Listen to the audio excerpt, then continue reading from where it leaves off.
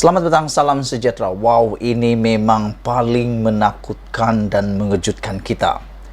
Sehari selepas bajet 2023 diumumkan, berita yang paling kita tak nak dengar akhirnya diakui oleh Menteri Keuangan sendiri.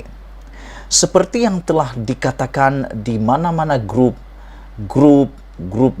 tentang bajet 2023, mereka kata bajet 2023 adalah bajet yang tiada maknanya sekiranya PRU 15 diadakan pada tahun ini sebelum bajet itu diluluskan oleh ahli parlimen. Kerana bajet tersebut hanya boleh diluluskan seawal-awalnya pada bulan November, penghujung bulan November. Kerana ianya perlu dibahaskan terlebih dahulu. Selepas dibahaskan, maka barulah diundi secara undian di Dewan Rakyat. Makna kata, kalau PRU dibuat pada bila-bila masa pada waktu ini, memang belanjawan tersebut adalah hanya sekadar belanjawan igawan dan belanjawan impian. Tidak ada maknanya kerana belum sempat diluluskan. Dan hari ini, selepas sehari diumumkan belanjawan tersebut, apa yang ditelah, apa yang diramalkan oleh para pemerhati politik dan juga penganalisis ekonomi benar-benar diakui oleh Menteri Keuangan Malaysia, iaitu Tengku Zafrul.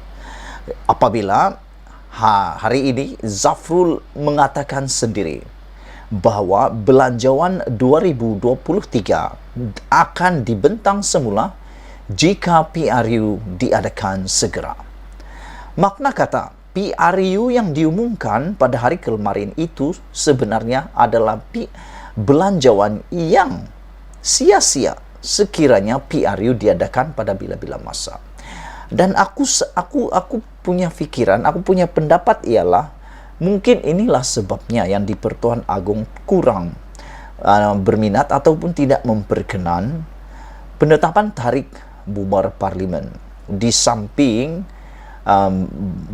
ramalan banjir besar akan berlaku pada bencana alam, banjir dan ribut berlaku pada musim tengkujuh di hujung tahun ini, juga ianya berkaitan dengan belanjawan 2023 kerana ianya terus kepada kuat kuasa perkenan yang di Pertuan Agong.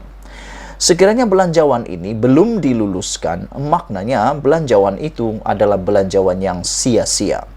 Pekerjaan ahli ekonomi, pegawai-pegawai Kementerian Keuangan akan menjadi sia-sia. Berapa harikah mereka menaip, menulis, berbincang, bermusyawarah tentang belanjawan itu? Akhirnya pula belanjawan itu adalah belanjawan yang sia-sia kerana perlu dibentang semula. Andai kata selepas pilihan raya ditakdirkan Pakatan Harapan menang, akan ada belanjawan tersendiri daripada Pakatan Harapan kerana belanjawan yang sekarang ini tidak diluluskan, belum diluluskan lagi. Atau andai kata kerajaan masih diteruskan dan menang pula. Dan mengikut ramalan ahli politik ataupun penganalisis politik, tidak akan ada satu pun gabungan yang akan menjadi 2/3 kemenangan ataupun akan menjadi kuasa penuh dalam kerajaan selepas PRU 15. Maknanya, kalaulah Perikatan Nasional dan Barisan Nasional akan berpisah lagi dan sah memang akan bergerak berasingan dalam PRU 15, kalau PN menang, maknanya belanjawan itu akan ada belanjawan sendiri daripada Perikatan Nasional. Mesti mereka punya sendiri. Apalagi kalau Perdana Menterinya juga adalah sendiri. Dan belum tentu Barisan Nasional tidak mau buat belanjawan mereka sendiri kalau mereka menjadi kerajaan penuh. Yang mana tidak ada lagi Perikatan Nasional bersama dengan Barisan Nasional. Ini bermaksud mereka mahu yang belanjawan yang mereka mau buat sendiri. Maknanya dengan pengakuan daripada Menteri Keuangan ini, yaitu Tengku Zafrul, yang telah mengesahkan bahawa belanjawan 2023 dibentang semula jika PRU diadakan segera kerana tidak sempat diluluskan, maknanya itu semua sia-sia. Jadi, apa yang kita dapat dari perkara ini? Itulah kata Mujahid hari ini. Mujahid kata, belanjawan 2023 lebih kepada belanjawan gula-gula. Kerajaan baru perlu membentangkan semula belanjawan jika pilihan raya umum diadakan sebelum bajet 2023 diluluskan, kata Menteri Keuangan Tengku Zafrul hari ini. Tengku Zafrul berkata, jika belanjawan dibentangkan semula pun, ia tetap tidak akan menggagalkan tujuan belanjawan yang disediakan Kementerian Keuangan. Yang ini aku kurang faham. Bagaimana dia tidak menggagalkan tujuan, padahal kalaulah itu dibentangkan oleh Perikatan Nasional ataupun Pakatan Harapan, bermaksud ianya sama sekali tidak akan sama lagi. Isinya, ayatnya tak akan sama.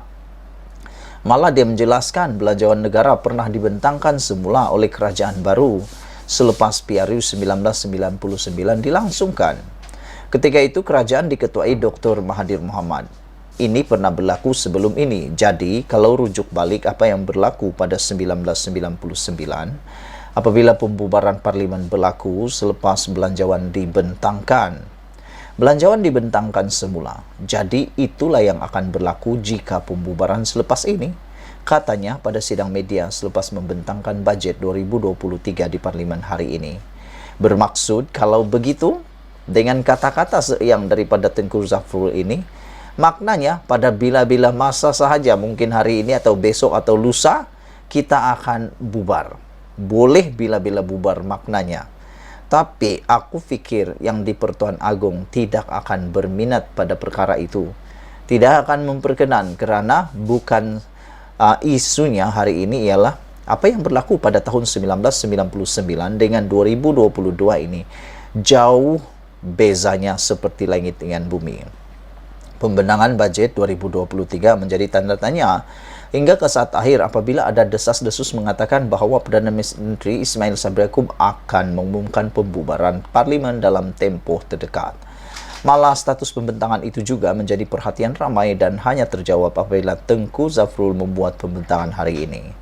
Ditanya lebih lanjut mengenai kedudukan bajet 2023 statusnya selepas ini, Tengku Zafrul menjawab, beliau meminta media bertanya kepada Ismail Sabri Yaakob. Kata bekas tokoh perbankan itu, tidak timbul isu belanjawan bertindih jika dibentangkan sekali lagi kerana parlimen dibubarkan sebelum ia diluluskan. Nah, kan betul kan? Sudah aku cakap tadi. Tidak ada asas yang apa yang anda katakan tadi, katanya merujuk kepada soalan yang ditanya wartawan. Tabat Tengku Zafrul, belanjawan disediakan dengan memberi tumpuan kepada hala tuju masa depan negara, jangkaan ekonomi dan seumpamanya untuk tahun depan. Itulah dia saudara-saudara para penonton sekalian.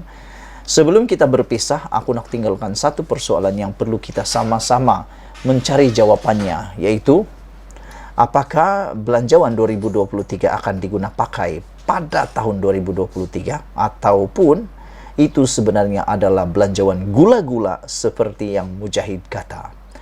Malaysia kita punya, kita juga sama-sama cintai Malaysiaku. Bye-bye.